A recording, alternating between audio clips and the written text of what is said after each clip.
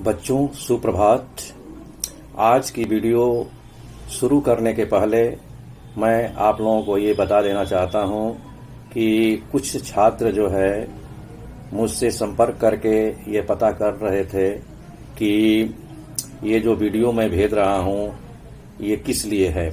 तो मैं ये स्पष्ट कर लेना चाहता हूँ कि उत्तर प्रदेश माध्यमिक शिक्षा परिषद के अंतर्गत जो कक्षा 10 की हिंदी विषय का जो पाठ्यक्रम है उस पाठ्यक्रम में जो 70 नंबर के प्रश्न में पहला जो प्रश्न आता है 10 नंबर का वह हिंदी साहित्य के इतिहास से संबंधित आता है और उसका पाठ्यक्रम रीतिकाल से आधुनिक काल तक काव्य के रूप में और शुक्ल युग से शुक्लोत्तर युग तक गद्य के विकास के रूप में है।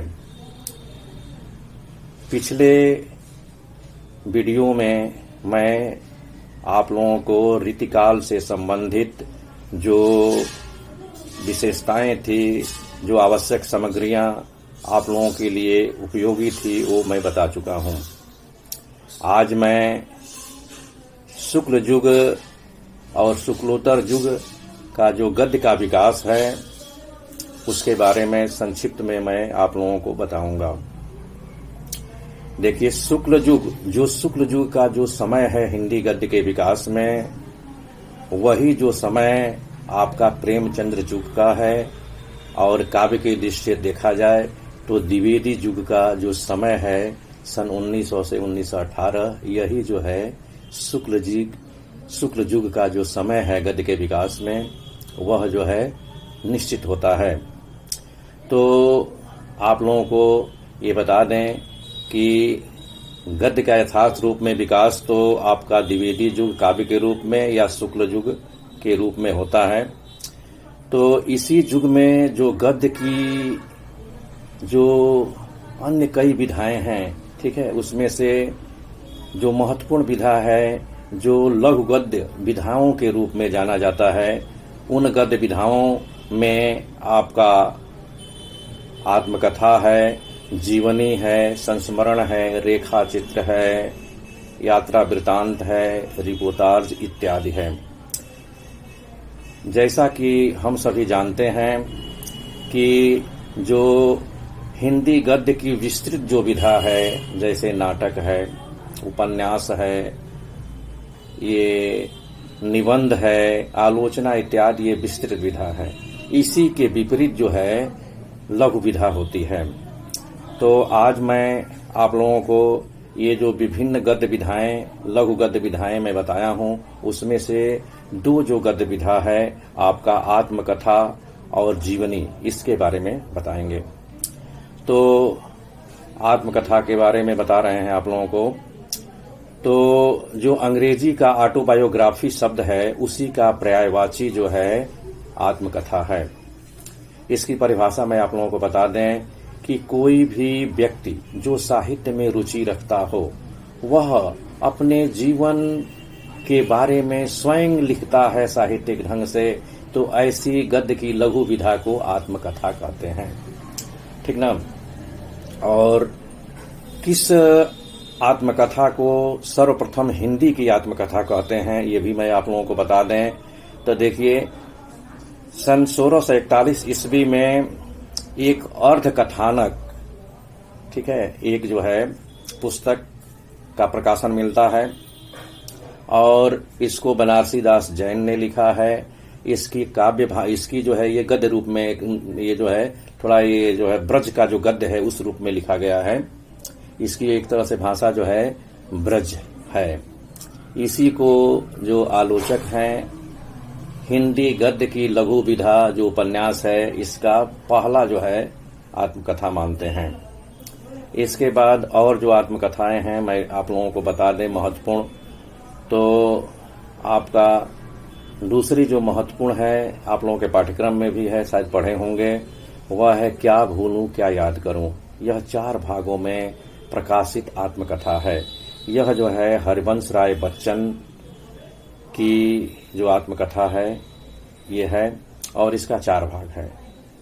पहला जो भाग है उसको कहते हैं नीड़ का निर्माण, फिर उसके बाद बसेरे से दूर और 10 द्वार से सोपान तक, और चौथा ये क्या भूलूं क्या याद करूं। ठीक है, ये है। इसके बाद एक अगली जो है आत्मकथा, मैं जो है समाज का, चूंकि उनको अछूत के रूप में जाना जाता है, ठीक है, वह है आपका जूठन। यह भी जो है एक दलित व्यवस्था पर आधारित ओम प्रकाश वाल्मीकि के द्वारा लिखा गया ये उपन्यास है, एक आत्मकथा है। इसके बाद अगली जो है आपकी आत्मकथा मैं आप लोगों को बता देना चाहता हूं कि राजेंद्र यादव का नाम आप लोग सुने होंगे, बस्ती जिला से इनका संबंध था। तो इनका जो है आत्मकथा है मुड़ मुड़ कर देखता हूं, मुड़ मुड़ कर देखता हूं। इसके बाद भगवती चरण वर्मा, ठीक है, भगवती चरण वर्मा जो आपके झांसी से इनका संबंध था, झांसी के रहने वाले थे। इन्होंने भी आत्मकथा लिखा है। उस आत्मकथा का नाम है कहीं न जाई का कहिए, कहीं न जाई क्या कहिए।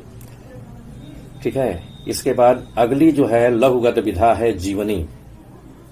इसको समझ लीजिए, इसकी परिभाषा या इसको किस ढंग से आप समझ सकते हैं। देखिए, किसी भी क्षेत्र में संबंध रखने वाला विशेष व्यक्ति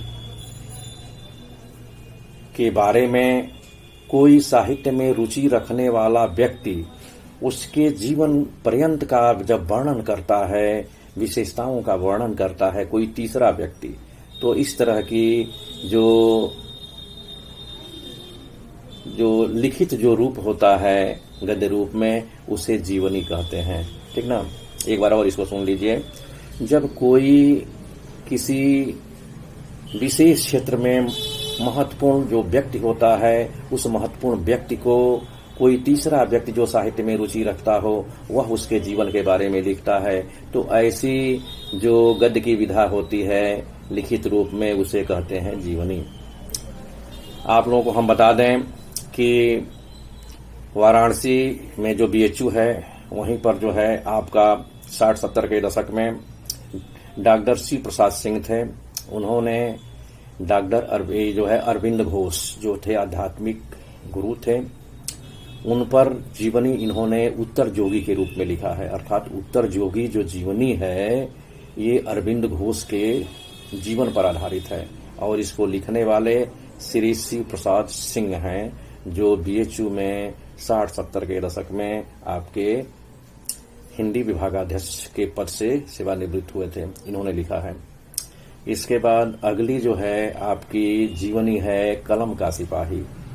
ठीक है, ये बता दें आप लोगों को, कलम का सिपाही जो है ये इस जीवनी का संबंध कथा सम्राट मुंशी प्रेमचंद से है, और इसको लिखने वाले इन्हीं के पुत्र अमृत राय हैं।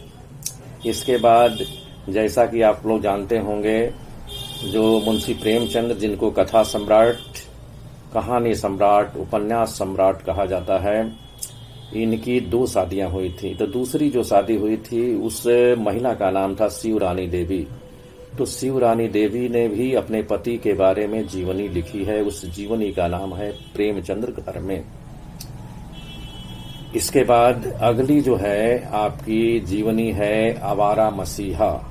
इसको विष्णु प्रभाकर ने लिखा है, हरियाणा से इनका संबंध था, और यह बंगाल के 19वीं शताब्दी के धर्म सुधारक शरद चंद्र चट्टोपाध्याय के जीवन पर आधारित है। इसके बाद आप लोगों को आगे हम बता दें कि निराला की साहित्य साधना, ठीक है, जो 3 भागों में प्रकाशित हुई, इसको लिखने वाले जो है डॉक्टर रामविलास शर्मा थे, जो उनके व्यक्तित्व से, उनके कार्यों से, निराला के कार्यों से बहुत ही प्रभावित थे। अर्थात निराला की जीवनी जो है, निराला की साहित्य साधना के नाम से 3 भागों में प्रकाशित डॉक्टर रामविलास शर्मा ने किया।